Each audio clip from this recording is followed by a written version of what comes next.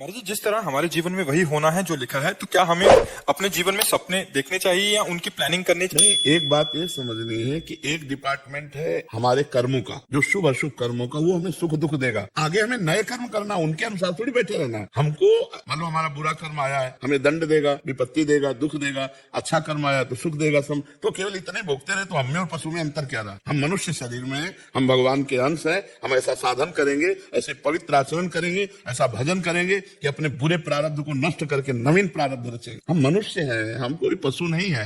हम भगवान के अंश हैं कि जो हमारे भाग्य में लिखा हुआ हम भोगते रहेंगे। नए हम भाग्य को मिटाएंगे और नया भाग्य रचेंगे। इसलिए हमें मानव शरीर मिला है। भजन करके अगर नया भाग्य रचा न जाता तो भगवान की प्राप्ति किसी के भाग्य में नहीं लिखी है। भगवान की प्राप्ति नहीं लिखी, ये भजन से किया जाता है। तो खूब नाम जप कीजिए और भगवान का आदेश पालन कीजिए। परोपकार से बढ़ करके कोई साधना नहीं। परहित सरिस धर्म नहीं भाई। आपके नजदीक कोई भी दुख से युक्त हो रहा हो, वाणी के द्वारा, अपने शरीर के द्वारा, अपने कमाए हुए धन के द्वारा हम किसी का हित कर दे और नाम जप करें तो हमारा प्रारब्ध बदल जाए, हमारे दुख मिट जाएंगे। सबको चाहिए सुख, पर आचरण ऐसे किए जाते हैं जिनका परिणाम दुख मिलता है। हम दूसरे को दुखी करके, शोषण करके अगर हम अपना सुख चाहेंगे कभी नहीं मिल पाएगा। हम दूसरे से घूस लेकर के, अधर्म आचरण करके हम अपना सुख चाहेंगे कभी सुख नहीं मिल पाएगा, जब तक हम दूसरों को सुख देने की भावना नहीं करेंगे। जहां हम दूसरे को तुम आनंदित रहो, वो पलट के आ गया, हमको आनंदित कर दिया। और जहां हमने ये सोचा कि तू सड़ेगा, तो वो पलट के आ गया। और वो कब सड़ेगा? लेकिन हम अभी सड़ने लगे, जलने लगे,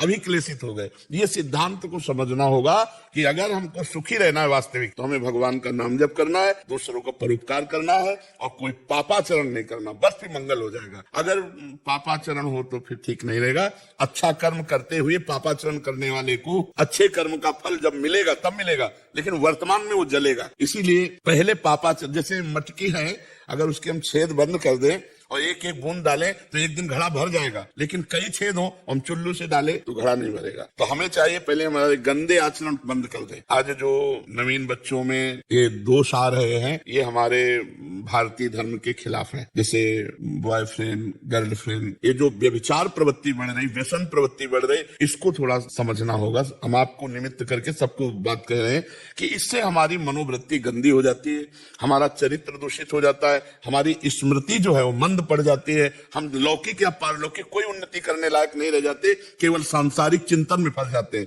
भोगों के चिंतन में फंस जाते हैं। और जब हमको बहुत परेशानी होती है तो व्यसन करने लगते हैं। प्रायः जो बच्चे हैं वो नशा में आ चुके हैं। ड्रग्स लेना या शराब पीना या हुक्का पीना, ऐसे जो अवस्थाएं हमारे देश के पदाधिकारी पदों पर बढ़ने के लिए योग्यता बनाने की है, वो भोगों में और व्यसन में, तो फिर वो सुख शांति, वो आनंद, वो सब छूट जाता है। इसलिए हमारी प्रार्थना है जब तक ब्याह ना हो तब तक बच्चों को ब्रह्मचर्य की तरफ भावना करनी चाहिए। दोस्त बनाओ, दोस्त बनाना गलत नहीं है, खूब दोस्त बनाओ, मिलो बैठो, लेकिन गंदा आचरण करना दोस्ती थोड़ी है। हम कह रहे दोस्त बनाओ, खूब हंसो खेलो बात करो, लेकिन गंदा आचरण नहीं। गंदा आचरण धर्म पूर्वक। हम तुम्हें दोस्त बना लिया, माता पिता से मिले और हमारा मन है कि हम दोनों पूरे जीवन साथी रहें, तो समय के अनुसार पानी ग्रहण करो, फिर गृहस्थी धर्म में चलो। व्यभिचार मत करो, गंदे आचरण मत करो, नहीं तो तुम्हारी पूरी मानसिकता को नष्ट कर देंगे। पक्का आप देख लो, मानसिकता ही नष्ट हो जाएगी। लौकिक उन्नति कोई उन्नति नहीं है। अगर हमारा चरित्र पवित्र है, विचार महान है, तभी उन्नति मानी जाती है। आज सफलता मानी जाती है धन की, सफलता मानी जाती है लौकिक उन्नति की। उसके लिए हम कई बार कह चुके हैं कि एक हमें सिद्धांत अंग्रेजी से सुनाया गया था कि धन नष्ट हुआ तो कुछ नष्ट नहीं हुआ, स्वास्थ्य नष्ट हुआ तो कुछ नष्ट हुआ,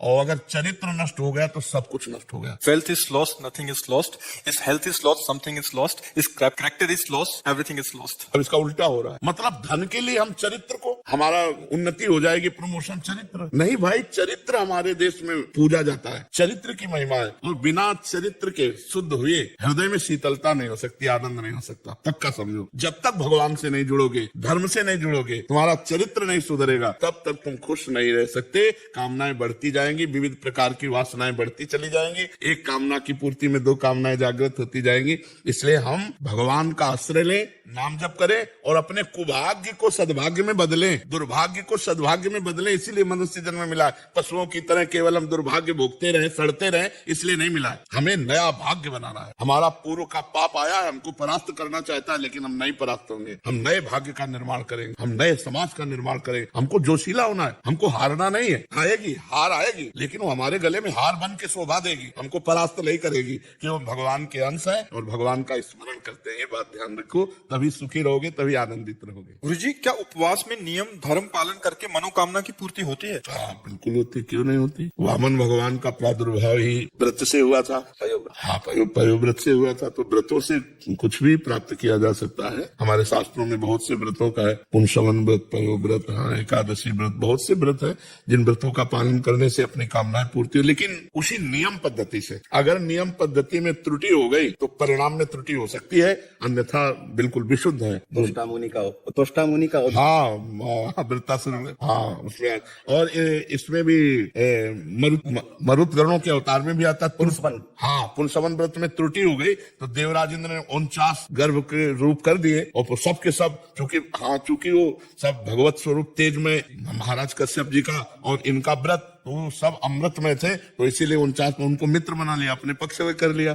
मरुत गण जो 49 मरुत है, ये व्रत की त्रुटि से हुए थे। व्रत की त्रुटि हुई, देवराज इंद्र गर्भ में प्रवेश किए। और हाँ, तो अगर व्रत की त्रुटि हुई तो फल में त्रुटि हो सकती है, और अगर भगवान का आश्रय लेकर व्रत किया जाए तो व्रत में त्रुटि होने पर भी फल में त्रुटि नहीं होगी। ये खास बात है। जैसे हम भगवत आश्रय लेकर व्रत कर रहे हैं और उस व्रत में त्रुटि हो जाती है, और हम नाम कीर्तन करते हैं, नाम जप करते हैं, तो उस त्रुटि की पूर्ति हो जाएगी और वो फल वास्तविक प्राप्त हो जाएगा। अगर हमारी किसी भी व्रत या किसी भी यज्ञानुष्ठान धर्मानुष्ठान के बाद 10 मिनट नाम कीर्तन हो जाए तो उसमें जो भी त्रुटि हो गई उसकी पूर्ति नाम कीर्तन से हो जाती है। जैसे स्मृत्या नाम, हाँ, या क्रियादेश संपूर्णता याति सद्यो वंदे तम। भगवान के नाम कीर्तन, भगवान की स्मृति समस्त त्रुटियों की पूर्ति कर देती है। ये पक्का है कि अगर नियम पूर्वक अनुष्ठान किया जाए तो जरूर फल की प्राप्ति होती है, इसमें कोई संशय नहीं। महाराज जी, मुझे बुढ़ापे की बहुत चिंता रहती है कि पता नहीं कितने कष्ट भोगने पड़ेंगे। इस वजह से प्रभु भक्ति में भी कम ही मन लग रहा है महाराज जी। अरे तो राधा राधा जपो, बुढ़ापा जैसे जवानी जैसे बुढ़ापा, ऐसे मृत्यु आने वाली है। केवल बुढ़ापे से थोड़ी रुक जाएगा सिस्टम, फिर मृत्यु आने वाली है, फिर जन्म आने वाला है, फिर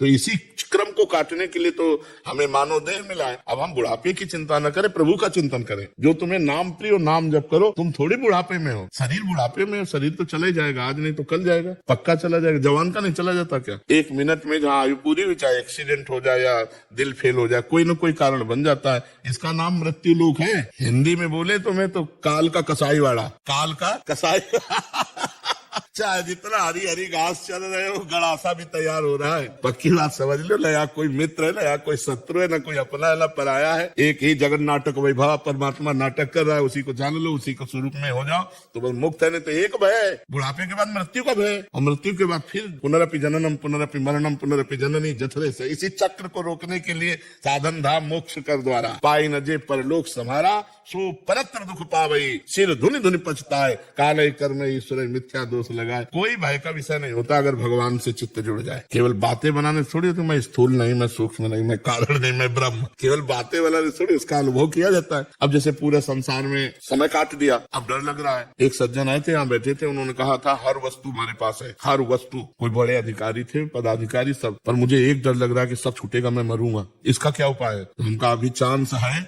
राम राम कृष्ण कृष्ण हरि हरि, राधा राधा भज लो, प्रभु का सुमिरन कर लो। अपने पुत्र के बहाने नारायण बुलाया तो भगवान के पार्षद आ गए और निर्भय पद प्रदान किया। और तुम जानकर नारायण बोलोगे, हरि बोलोगे, कृष्ण बोलोगे, शिव बोलोगे, तुम्हारा कल्याण नहीं हो जाएगा। हमका भगवान से बिना जुड़े परम लाभ नहीं था। तो इसलिए हमारी प्रार्थना है कि बुढ़ापे का चिंतन मत करो, ये तो जाएगा, नाशवान शरीर है, भगवान का नाम जप कर लो। यह कलिकाल मलायतन मन कर देख विचार, श्री रघुनाथ नाम बिना ही नान आधार। भगवान के नाम के बिना मंगल होने वाला नहीं, खूब नाम जप करो। हाँ, उनके अनंत नाम है, जो नाम तुम्हें प्रिय हो या गुरुदेव ने दिया हो वो खूब नाम जप करो। समझ रहे भैया? हाँ, डरो मत कि हमें शरीर को कष्ट भोगने पड़ेंगे, पता नहीं, अब बिना कष्ट भोगे चली जाओ। ऐसा भी तो हो सकता है कि राम नाम जप रहे, कृष्ण कृष्ण जप रहे, दिल फेल हुआ, चले गए। 1 मिनट नहीं लगता कभी कभी, किसी को देखो ना ऐसे हुए वो चले गए। तो हमको आगे की बात सोच के डरना नहीं, हमें वर्तमान के सेकंड को नाम में लगाना है। एक भी क्षण हम भगवान का विस्मरण न करें तो निर्भय निश्चिंत निष्ठोक हो जाओगे। पर भजन के बिना तो सब बेकार है, भजन के बिना तो हमें कुछ अच्छा नहीं लगता कि कोई भी निश्चिंत निशोक नहीं हो सकता। चिंता, शोक, भय, उद्विग्नता, विषाद, ये उसके जीवन में बने रहेंगे जब तक भजन नहीं करेगा। एक आई थी, यहाँ बैठी थी, वो कहती थी सब सुख है हमारे पास बड़ी, पर मैं खुश नहीं हूँ। हमें बहुत अच्छा लगा, बहुत अच्छा लगा। हमका हमारे शास्त्र जैसा कहते हैं वो प्रमाण आप दे रहे हो। आप खुश नहीं हो क्योंकि एक भगवान को तुमने स्वीकार, एक भगवान को केवल स्वीकार न करने का सब कुछ होने पर भी कुछ नहीं है आपके पास। नहीं रूप जाएगा आपके साथ, न वैभव जाएगा। इसलिए अंतरात्मा खुश नहीं, वो तभी खुश होगी जब भगवान को अपना मान लो, जो है हमारे उनको मान लो, उनका भजन करो। तब लग कुशल न जीव को सपने हो मन विश्राम, जब लग भजत न राम को शोक धाम तक। तो यही तो दुखों को मिटाने के लिए हमारा मानव जीवन हुआ था। और वो गृहस्थी संसार के राग में भगवान को भूल गए। अब जब आगे भय दिखाई दे रहा है तो हमें चिंता लग रही। महात्मा बुद्ध जी को वैराग्य इसी बातों से तो हुआ था कि इतना कष्ट होता है माँ को बालक जन्म होने में, फिर इतनी वृद्धावस्था में कष्ट, फिर ये मृत्यु सही, तो इससे बचा कैसे जाए। सब छोड़ करके यह आसन सुष्ठित में शरीर, मतलब इसी आसन पर शरीर सूख जाए, हड्डियां टूट जाए, मांस गलित हो जाए, लेकिन जब तक ब्रह्मबोध नहीं होगा तब तक मैं आसन से नहीं उठूं। उसे बोध वृक्ष कहते जाओ। महात्मा बुद्ध ने हट करके और भगवान का अनुभव किया, ब्रह्म का। यद्यपि वो ब्रह्म स्वरूप ही है, हमारे शास्त्रों में तो भगवान का अवतार कहा गया है, महात्मा बुद्ध जी को अवतार कहा गया। इसके बाद ही कल की अवतार की चर्चा आती है। इसलिए खूब नाम जप करो, भगवत चिंतन करो। ये मत डरो कि मरना है, शरीर छूटना है, बुढ़ापा है, कष्ट है। ये स्वप्न है, जो सपने सिर काटे कोई, बिन जागे दुख दूर न होई। भजन करके जग जाओ विवेक के द्वारा, ज्ञान के द्वारा, कुछ नहीं है। जैसे पुरानी पोशाक उतारने में कोई तकलीफ नहीं होती जिसके पास नई पोशाक की व्यवस्था होती है। तो यदि हम भगवान की प्राप्ति की योग्यता प्राप्त कर ले तो फिर इस शरीर से कोई संबंध नहीं रह जाता। जैसे सांप को अपनी पुरानी केचुल पर कोई प्रियता नहीं होती, ऐसे भगवत प्राप्त महात्मा, चाहे स्त्री हो चाहे पुरुष, उसको शरीर प्रियता नहीं होती। शरीर के दुख सुख आते हैं, अब जैसे पिटाई हो या कष्ट ऐसे होगा, पर उसको इस बात की व्यथा नहीं होगी। उसका भोग है, भोग रहा है, हमें डरना नहीं है। भगवान का अगर आश्रय लियो तो कोई न कोई रूप रख के, अगर कोई बुढ़ापे में तुम्हारे पास नहीं तो भगवान आ जाएंगे। माधवदास बाबा जगन्नाथपुरी में वो संग्रहणी रोग हुआ, बार बार शौच, तो मूर्छित हो गए। बहुत सी शौच होने पर फिर शरीर की सामर्थ्य नहीं रहती, तो आंख खोल के देखा तो सुगंध, मल में तो दुर्गंध आनी चाहिए, और देखा कि एक नौ किशोर पीताम्बर बांधे हुए समुद्र से लंगोटी धोकर के ऐसे फैला रहे। तो पीठ दिखाई दी, तो उनका लाला कौन हो आप? तो जो ही मुड़े, प्रभु। तो कहा प्रभु आप, और वो भी मल भरी लंगोटी धो रहे। तो उनका बाबा तुम्हारा और कोई है क्या? बोले प्रभु आपकी सेवा। तो बोले जिनका कोई नहीं होता उनकी हम ही स्वयं सेवा। भगवान के अनंत पार्षद है, लेकिन स्वयं भगवान अपने भक्तों की सेवा की। विचार करो, जहाँ अर्जुन की पादुकाएं हैं वहाँ भगवान बैठे। रथी की पादुका के पास सारथी का स्थान होता है, और है कौन? ध्येयम सदा परिभवग्नम अभीष्ट दोहम तीर्थास्पदम से विरंचनतम शरण्य। तो इसलिए हमें लगता है कि भजन किया जाए तो समस्त शोकों का नाश हो जाएगा, समस्त भयों का नाश हो जाएगा, एक आनंद रहेगा।